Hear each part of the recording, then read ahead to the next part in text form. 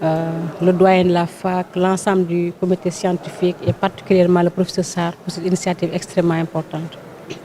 Quand on parle de certification des établissements de santé, c'est faire en sorte que nos hôpitaux soient certifiés par rapport à une référence internationale. Le professeur Sarr disait tout à l'heure les organismes certificateurs. Mais ça, c'est un long processus. Et nous avons dit, tout le monde était d'accord, les panélistes, les intervenants, comme les discutants et même les participants, qu'il y a un préalable. Le préalable, c'est les prérequis, c'est faire en sorte qu'on soit dans la qualité. C'est pourquoi je dis nous sommes déjà, et il l'a dit aussi, nous ne sommes pas sur un terrain vierge ou bien un terrain nul.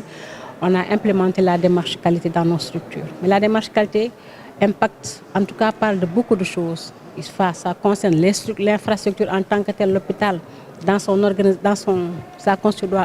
construction doit répondre aux normes, que ce soit les ressources humaines, que ce soit l'organisation des soins, que ce soit les équipements, de façon globale, toutes les procédures. Ça, et l'État est en train de faire un excellent travail. Les hôpitaux sont construits qui répondent aux normes.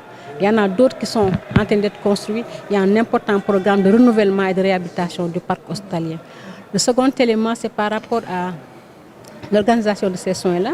Effectivement, on a une direction régionale qui est là depuis 3-4 ans, avec une direction de la qualité qui va faire le portage. Et depuis l'année dernière, depuis l'ouverture des nouveaux hôpitaux, on a implémenté la démarche qualité dans ces 4 nouveaux hôpitaux pour qu'ils puissent démarrer avec de bonnes pratiques. Maintenant, le challenge, c'est de le généraliser. Ce qui fait que si on le fait, et demain, dans un processus de moyen et long terme, court et moyen terme, on pourra aller vers la certification très rapidement. Je l'ai dit tantôt, c'est un processus qui est assez long.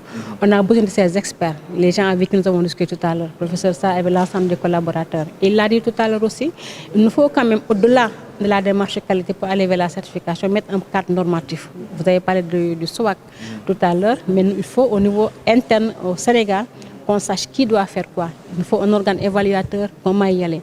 Et tout cela va être défini dans une feuille de route, bien sûr une feuille de route, en collaboration, le ministère de la Santé, le ministère de l'Enseignement supérieur, mais particulièrement la faculté de médecine et les autres GFR. Nous avons une direction qui va faire le portage, c'est la direction de la qualité. Et je crois que sur un horizon temporel très court, on pourra commencer l'implémentation et dans un horizon temporel moyen, démarrer la démarche de certification. Je crois que c'est très clair et je crois qu'on pourra y arriver parce que nous avons l'engagement des plus hautes autorités de ce pays-là.